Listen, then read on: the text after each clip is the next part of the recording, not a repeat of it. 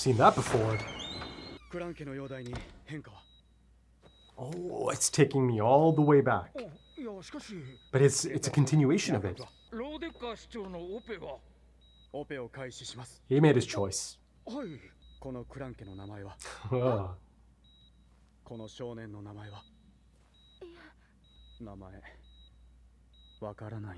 Oh, so they didn't have the name at that point, eh? The nameless boy, if you will.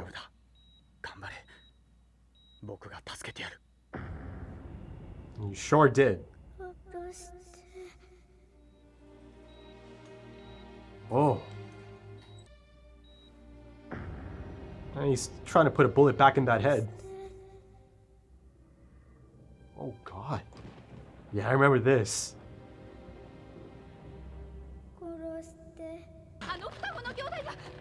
Right. Into thin air.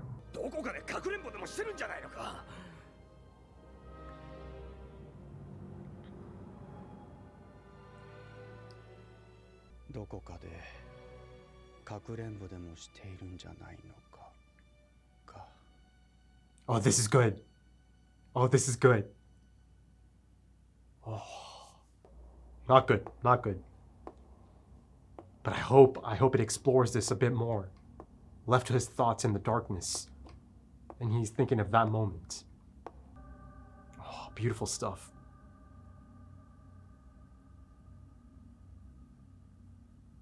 Okay, so he's right. Yeah, he's good. He's good. Wow.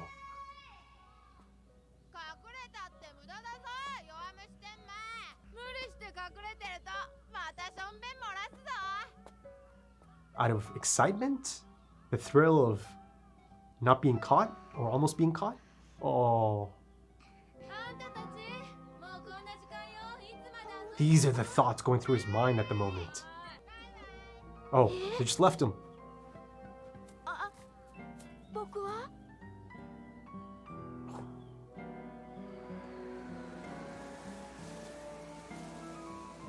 I forgot him. Come get me.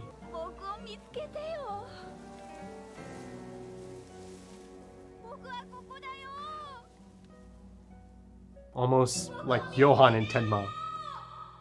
Johan asking Tenma to find him. Look at him now. Yeah, he's thinking back to those really specific moments in his life. But also, you can kind of look at it, the guard did just pass by, right? Much like in his childhood, maybe at that point he's thinking, if someone just finds me at this point, let all of this be over. Don't leave me to this. It's a possibility, right? Oh. Hey. Blocking the gate. Ah, that's an approach. Oh, okay. He gave it a shot.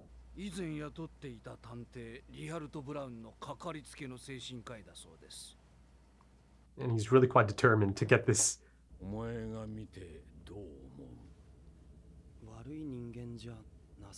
Go read.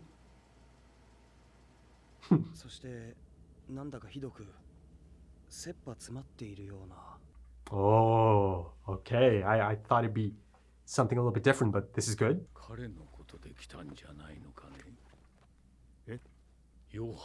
Oh, yeah.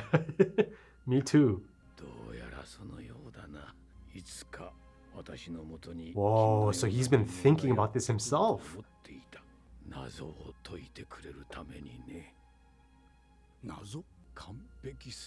Whoa.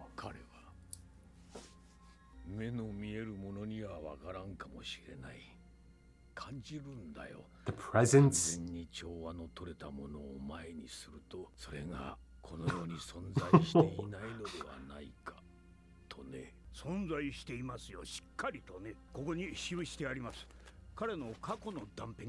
Fragments though. He seems so... I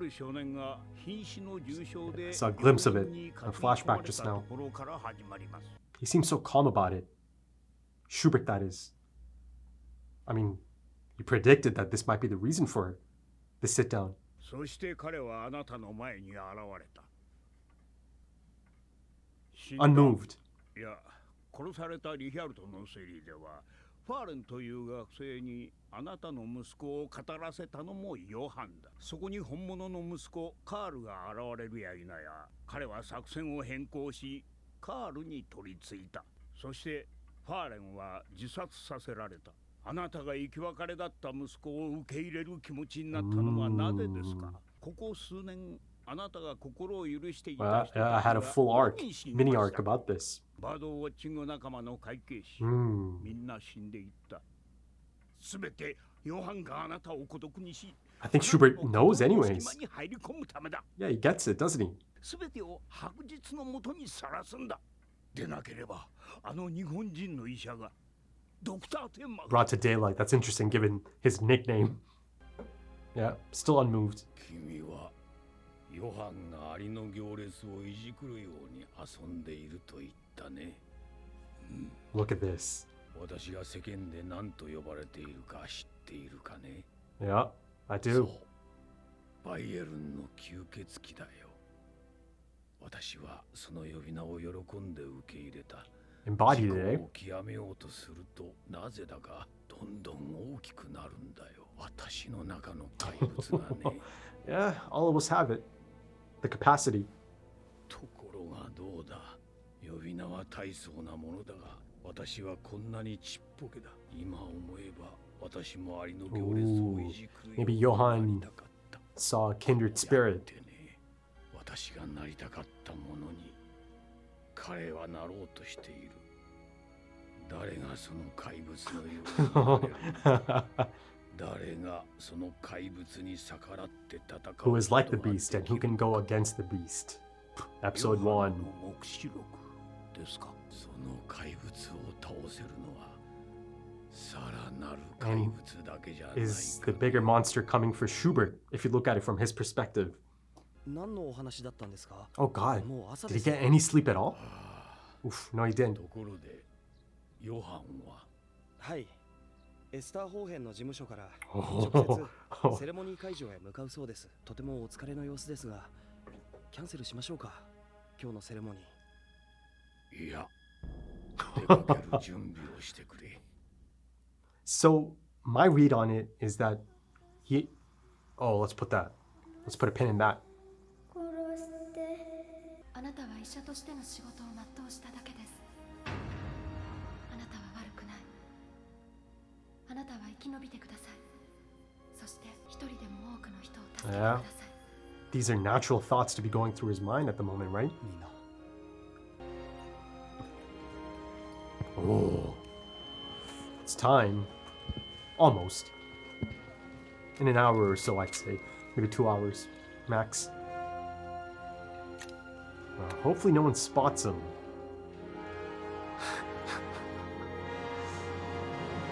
もしもし、そちらにロッテ・フランクさんは。ロッテなら今出かけてますけど。そうですか。じゃあお伝えください。 Here it is. 3時の列 It's 車 happening. にを立ちますので、ニナです。ニナ・ポルトナー。 She gives a pretty definitive name there. Holy shit, it's happening. But see, all that security and no one's up top. Like personal security. That's a choice. To not cancel. いよいよバイエルンの吸血鬼のお出ましだ。 In daylight. 聞こえるぞ。バイエルン州は愚か。日 Ah. 本の企業、大使館関係者と政財界の歴々がゾロゾロと。何しろシューバルト氏の動向の一つ一つがヨーロッパ経済に。Oh, he's hearing all of this. めったに人前に顔を見せない人物だけにここぞとばかり集まってきたわけか。 He's not a dummy. He's not a dummy. 彼は EU 経済の要なんだ。 It's a bit on the nose at this point, but yeah. カール、取ってきてほしい書類があること Oh. を忘れていた。書類って何ですか? いいから屋敷に取りに行け。書斎の机の上だ。 Get him out of here. でもお父さん。もうすぐヨハンが来る。ここは彼に任せろ。 Carl doesn't know it, but this is for his own good. Interesting. It's almost as if he sniffed it out, though he might have. I'll give you my thoughts on, the sit down, him and Reichwein. 私はあなたが捜査に力を入れてくれると思って天馬がミュンヘンにいることを教えたんだ。 Right. なのにあなたは I thought it was more so like シューバルトの秘書に収まったヨハン・リーベルトを調べたのか。早くしないと天馬は自らの手で全てに it's the 決着を second time つけよ someone うと said し that てい in るん this だ。 episode. ヨハンは目の前に存在してるんだ。早く彼を。さすが犯罪心理学の先生だ。いい表現ですね。確かにヨハンは存在していますよ。Ah. ヨハンは存在している。天馬の頭の中に。 It's getting. あれから That feels a tad bit 何か新 silly しい now. 供述は得られたかね。 Ah, it's the guy, right? The sniper guy. 撃った相手は日本人。 Oh, okay. もう少し締め上げましょうか。 Connected. Lunge. 彼の知っていることはそれだけだろう。モーゼルの SR93 といえば狙撃銃だな。はい。それも高性能の。一体誰を狙うつもりでしょ私は天馬だ。 Let him do his thing, buddy. 私は天馬だ。私は高性能の狙撃銃を手に入れた。 The animation there, beautiful. そして私はヨハンだ。 Oh, interesting. 誰を撃つ？私は病院の院長たちを殺した。 Right. 私は何組もの中年夫婦を殺した。そして今私は誰を殺す？私は混沌が好きだ。 Whoa. He's getting there, but like he's getting there through.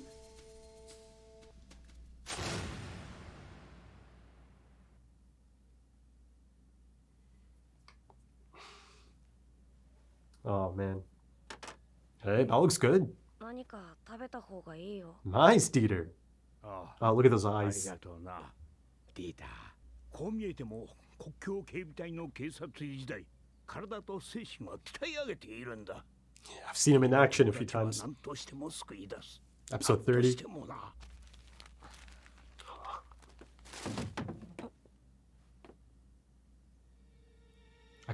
I thought he fell over. Oh. これだ。 Oh, he clocked it. 何か分かったの？シューバルトの増殖寄贈セレ He モニー。 clocked it. All roads lead to that. ディーターはここで待ってろ。ついてくるな。 Good luck. シューバルトだ。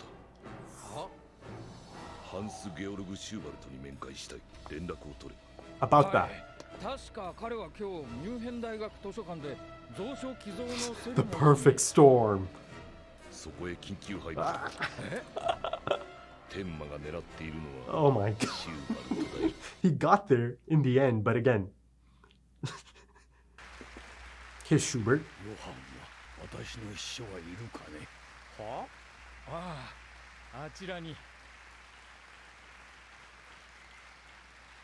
Look at him. Separated by himself, isolated. Right in the open. 来たか。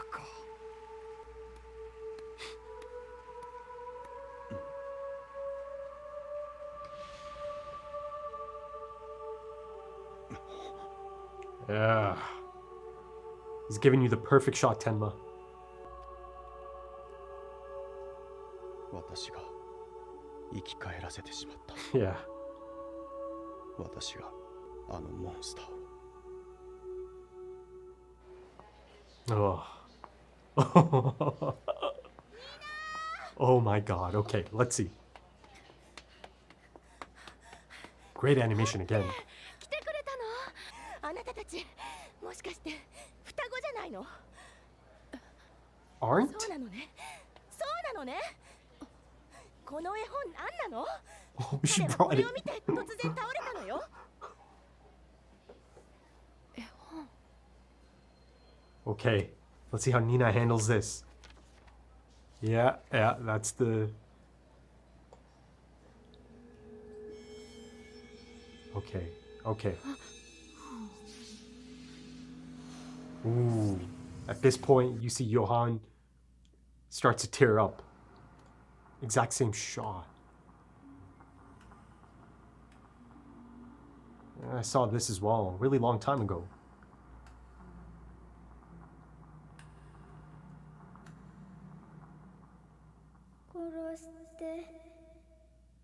Okay, let's get into it, folks, because something quite dramatic happened there. I mean, the whole episode is full of dramatic moments, even though, I'd say a lot of it, maybe, first half of it especially is, it certainly has a calm before the storm feeling, yet by the end of it, you see a grand storm kind of coming together, right? As everyone who's anyone at this point in the story is kind of descending upon the library, essentially. It's been clear for some time now that all roads lead to the library, to the point that even Lotte and Nina might end up there, right? But I'm not sure how far they are. And then, of course, you've got Lunge, who's also made the connection to Schubert. Of course, I'll get to that in a bit. And, Lunge is going to be heading there as well. And then, of course, if he's heading there, there's a lot of interesting possibilities, especially since Johan is going to be present there as well. Who he refuses to even look into, who he refuses to believe is an actual person. And at that point I said it's getting a little bit silly, because you think at the least he'll actually just look it up, especially because Johan is actually quite out and about now, right? In the public's eye, in media, he's a bit of a hotshot. So, that part of it, of course, frustrates me a bit. But again, it's Lunge. Lunge is locked in, he's dialed in, he knows the things that he's going after, to the point that he's actually developing quite an accurate profile for Johan, but it's through the lens of this construct that he believes Dr. Tenma has created, right? He, at least he believes that there's a dual nature. And of course, the last episode actually explores that a bit more, right? Him trying to gain a significant understanding for Tenma, the Japanese man that is Tenma. And you see, through the fantastic choice to actually give us a bit of a flashback moment, a bit of backstory for, young Tenma, toddler Tenma. You see that, a lot of his mannerisms, Tenma that is, they still kind of hold true, even now. And, a lot of those things are things that Lunge kind of puts together as well, right? The profile he does build of Tenma in the last episode. Again, all of that in a bit. But let's kind of focus on the final moments, the closing moments. My God, I mean, even before, essentially, a flashback to those moments of Nina or Anna just strolling through the halls at night. Almost under a trance, right? Repeating, kill him. But of course, I remember that the subtitles I had back then, it said kill me. And then of course, because of that, I speculated that indeed it's Johan who's asking Anna to shoot him or kill him. But ultimately it turned out that it should not have been translated in that manner. It should not have said kill me. They took some liberties, apparently, translating that specific line of dialogue there. But, here it's saying kill him, right? And this is the image, the mental image, and the place that Nina's kind of taken to after having her own moment with this book, this really special book, right? To both Johan and Nina or Anna. So for her, it's kind of triggered PTSD to a really specific moment in time. But, that's just the things that are being shown to me at this point. It is going to build, it is going to continue into the next episode, hopefully. But I am going to go ahead and assume that it is going to have a similar impact on her as well, in terms of, repressed memories coming back up, right? Stuff that she had forgotten, much like Johan perhaps, that might possibly also change her trajectory as well from this point on. I mean, her reaction to actually opening up the book is not too dissimilar to Johan's, right? Though Johan's is a bit more extreme, it did a number on Johan. Almost immediately, you see that it does kind of take them to different places, right? In their headspace. So yeah, at this point, I'm incredibly excited to see how Nina is going to approach things from this point on, right? After her own encounter with this lingering book, a book that seems to have such hold over them, such a hold over them, rather. And, right before that, I was kind of thrown off a bit by the wording of Lotte's, statement. But ultimately, I think it's just, it's as simple as her just asking her, you guys are twins, aren't you? Like, she put it together, right? That's essentially the thing that's being communicated there. And that was communicated earlier on as well, in the sense that she understood that there's a striking resemblance to Johan, right, as Nina got on that bus. But, going back to that final moment or the final scene, it is, oh my God, there's something so creepy about that, right? And look at the animation there. And, I think even the art direction, the way Nina is drawn, right, it actually looked, it looked different than the actual scene from one of the earlier episodes, right? One of the first few episodes I saw of the anime. Here, it's presented in bit of a different manner, right? I mean, the animation here is just exceptional, I thought, at least. I mean, it almost kind of looked like a character out of a storybook or a picture book, right? At least that was my take on it, looking at Nina, walking towards the camera. I thought it's really quite effective, her strolling towards the camera, again, in a trance-like state. But yeah, right before that train station moment, both Reichwein and Lunge kind of come to the same conclusion that they have to head to the library. Though I must admit, it's a little bit surprising that Reichwein just now put it together, right? That this is the first he's hearing about this.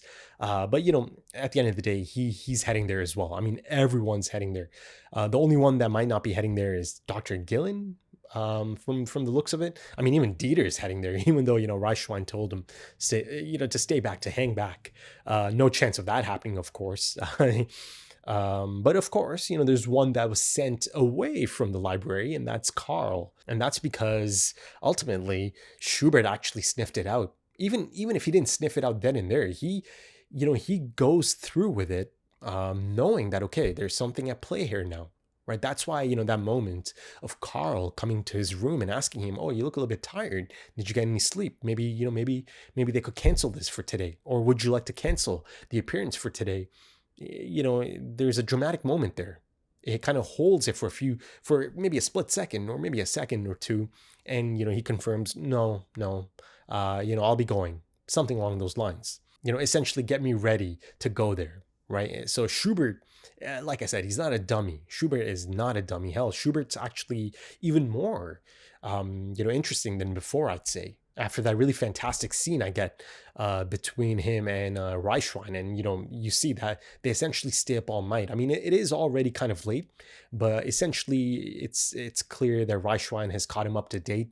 With Johan. But, I kind of want to shift the focus to Lunge for a bit, and I'll probably jump back and forth here.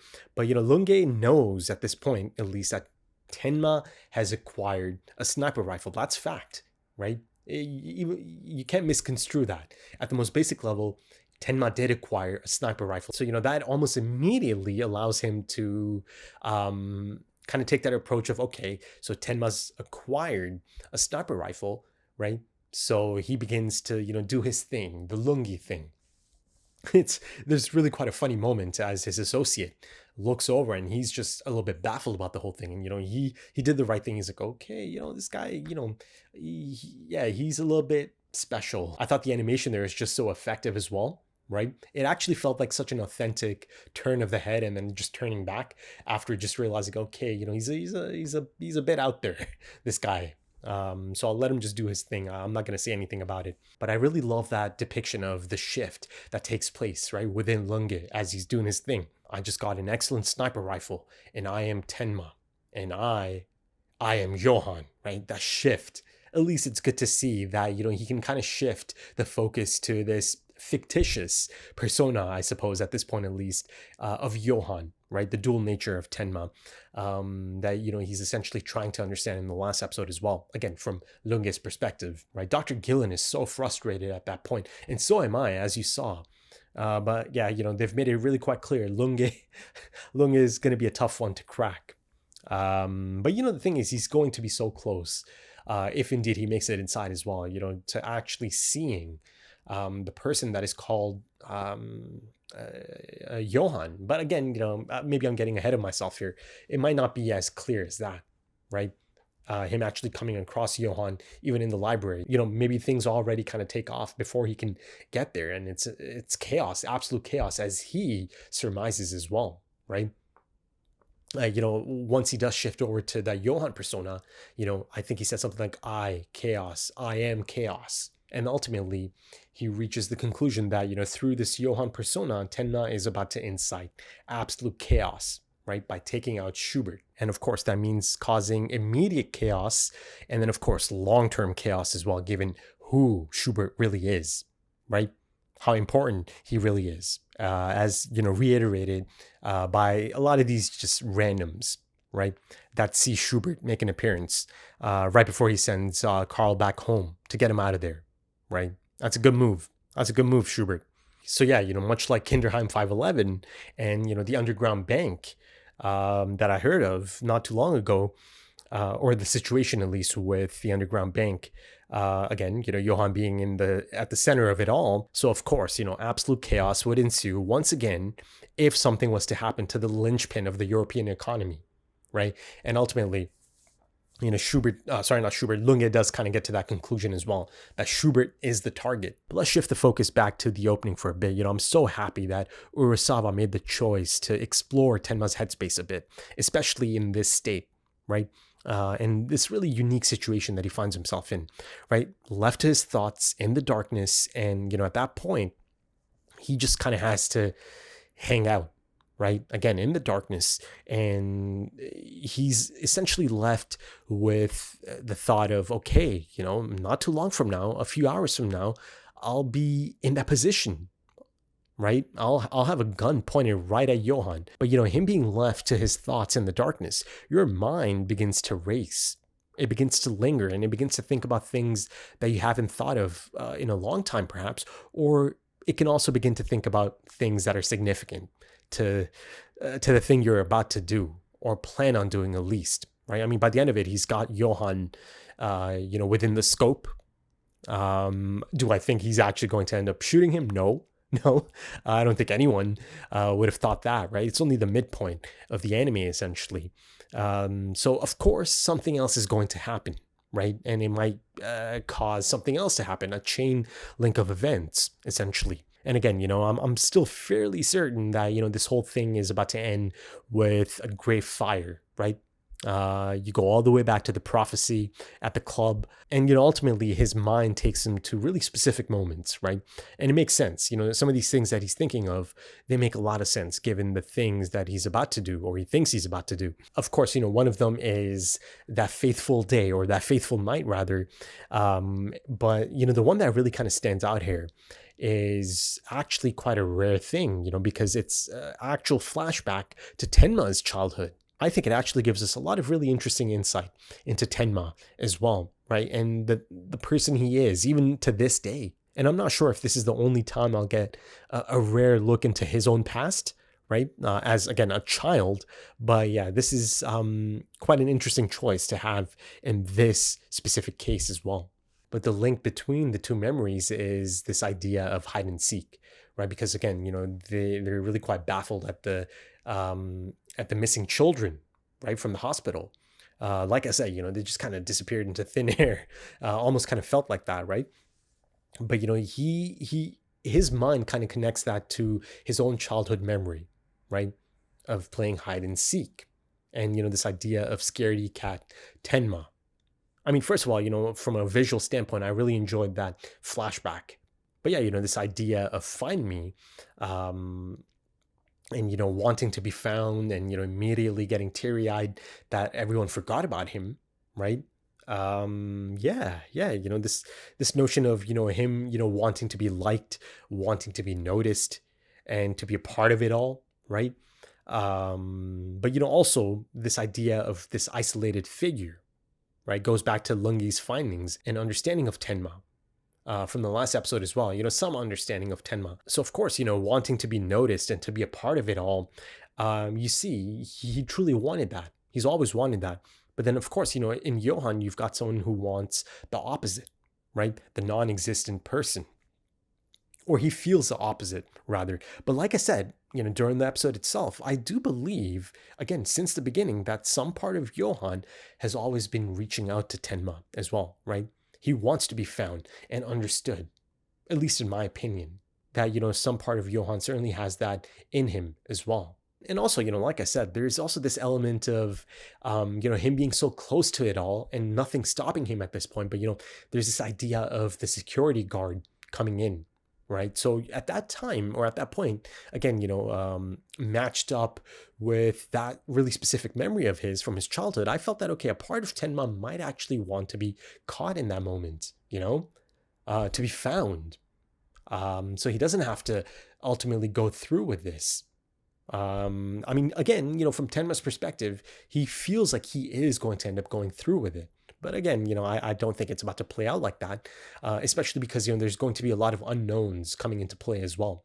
Because you've got Lunge possibly showing up, you've got Reichwein and Dieter possibly showing up, you've got Nina possibly showing up as well, perhaps, right? Again, let's see how that plays out, the immediate continuation of her experiencing the book again, but sticking to that idea, that concept of Tenma potentially shooting to kill Johan, right? It kind of plays into this idea that's being brought up again about the bigger monster, right? Who is like the beast and who can defeat the beast, right? It's a prominent aspect of the Reichwein and Schubert scene, right? Because I gain a bit more insight about Schubert, who actually is quite similar to Johan, but not exactly, right? He believes that Johan is going to become something he himself could not, right? And, this is a bit of a common theme at this point, because really quite recently, Dr. Gillen's guy, the prisoner or the other killer, he also kind of said something similar, didn't he? Right? That Johan's going to achieve something I couldn't, right? And, he considers Johan to be a hero of his. Again, this is all based on information he's getting from Dr. Gillen. But yeah, going back to this idea of the bigger monster, it's Johan edging Tenma toward that possibility, right? To becoming a murderer, right? To bring that monster out, the monster that grows within all of them, within all of us. Certainly within Schubert as well, right? It kind of goes back to that idea of, look how big the monster inside of me has become. Right, the monster inside of me is about to burst open. But this really fascinating possibility of putting Tenma on that path of becoming a murderer, possibly, especially since it's really quite clear to Johan as well that Tenma embodies the compassion of humanity, right? And that ultimately the world is essentially beyond hope if Tenma kills. But, going back to Schubert and his own prideful monster that just got bigger and bigger, even after, he took that role to its logical conclusion, I really like this idea of Schubert essentially always knowing or feeling that there is something off about Johan, or rather something he can really kind of recognize within Johan, because, there's this idea of both of them having a lot of similarities, right? Though, of course, he truly believes that Johan is a level above him, right? That perhaps, a bigger monster has finally come for him. But, as far as Lunge is concerned, I do think there is an opening there. I do. I think this recent approach of his is likely what will lead him to finally understanding that indeed these are different people. And I'm speaking of Lunge actually treating Tenma and the fictitious Johan persona separately, right? At least he believes that much, that Johan is a separate identity from Tenma, or his main identity is Tenma, right? And, some of his conclusions are kind of spot on. Some of his profile that he's been building up of this Johan persona, it's actually really quite accurate, right? So he's getting there. He's gaining an understanding for this person that is meant to be Johan, this persona, again, from his perspective. But yeah, he's drawing a lot of really great conclusions here, right? So yeah, it's all coming together. Like I said, this perfect storm is building momentum, because ultimately a lot of crazy things could play out in that get together, that library. And of course, like I said before, someone like Roberto might be lingering around as well, right? I'm sure he has a role to play in all of this. But yeah, I think I'll leave it off there, folks. If you enjoyed that, consider dropping a like, consider dropping some comments, give me your thoughts. If you are interested in early access or timer-based full length, consider checking out the Patreon page. The links are in the description and the pinned comment, also links to social media. Right then, thank you so much for joining me, folks, and thank you for your time, because time is precious. It really is. And I do hope to see you again soon for the next one. Until then, take it easy.